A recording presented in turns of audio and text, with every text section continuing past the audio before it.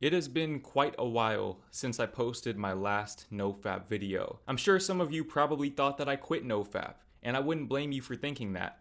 But if I'm being honest, the only reason why I stopped posting NoFap videos is because there were other things that I wanted to talk about, and I felt like my NoFap videos were getting a little bit repetitive. But like I've said in the past, I make these videos more so for you guys because I want to motivate you and remind you that you're not on this journey alone. I'm sure a lot of you guys found my channel from my NoFap videos. So with that being said, these are some of the benefits that I've experienced after 7 months of NoFap. Now, just to give you guys some context, I originally started NoFap back in April of 2020. I went for about 9 months, I believe, all the way up until January of 2021. I ended up relapsing for reasons that I've explained in previous videos. You guys can go watch those videos if you want to. But I started back up March 9th, 2021, and I've been going strong ever since. Today is October 11th. I don't know when I'm going to post this video, but it's October 11th, which means I've been on NoFap for a little over 7 months now. In addition to that, I've been on retention for about 2 months since the beginning of August. So 2 months and some change of retention, 7 months of NoFap, and these are some of the benefits that I've experienced. Now, I'm just going to go right into it because I have quite a few benefits to talk about. The first benefit that I've experienced is my hair grows faster. Now, this right here, depending on your personal interests, this might be a benefit, this might also be a con. For me, it works both ways. For example, a few months ago, I got a buzz cut basically. I got a buzz cut and I wanted to get waves. Now, the last time I did that, it took me about 3 or 4 months to start getting waves. Which, if you don't know how waves work, basically your hair waves up when it starts to curl. So your hair has to grow to the extent that it's curling up so that it will show waves, because all waves are laid down curls.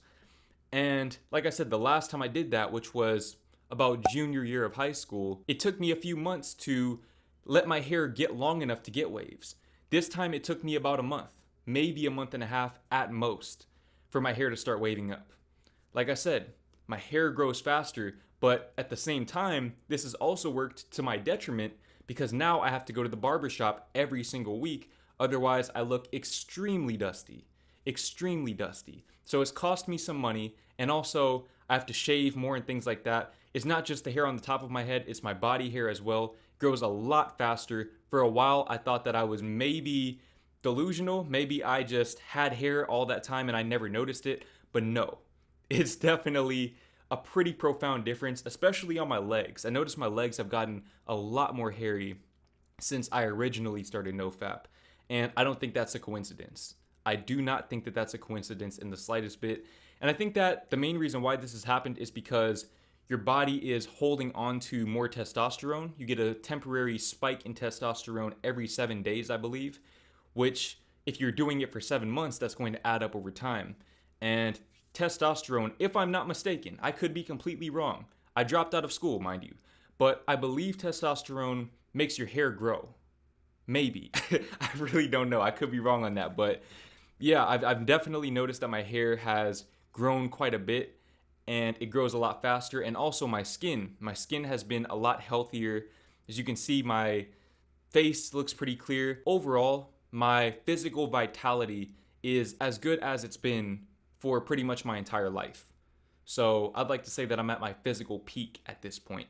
And I do believe that NoFap and or retention have played a pretty large role in that. Now, staying on the topic of physicality and being at your physical peak, I've noticed that since I started doing NoFap, and in particular retention, these last 2 months, my workouts, the quality of my workouts have definitely improved.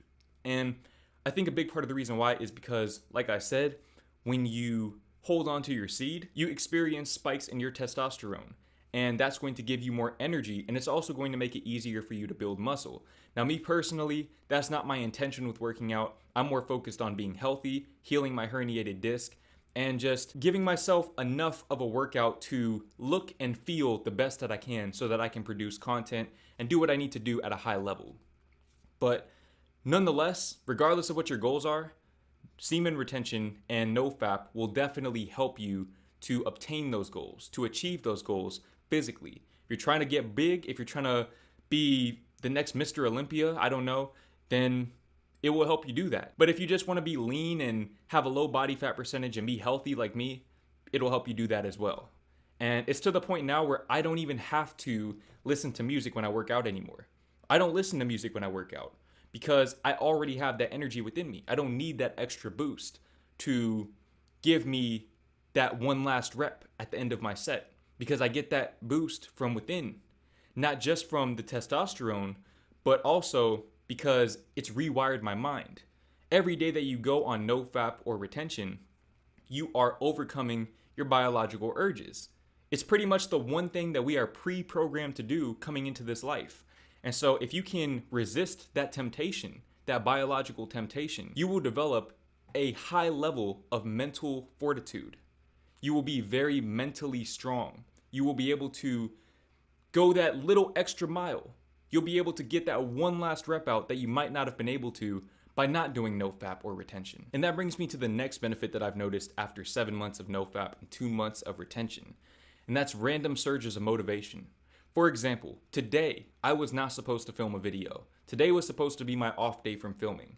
But I got heavily inspired to film this video. Why? I don't know.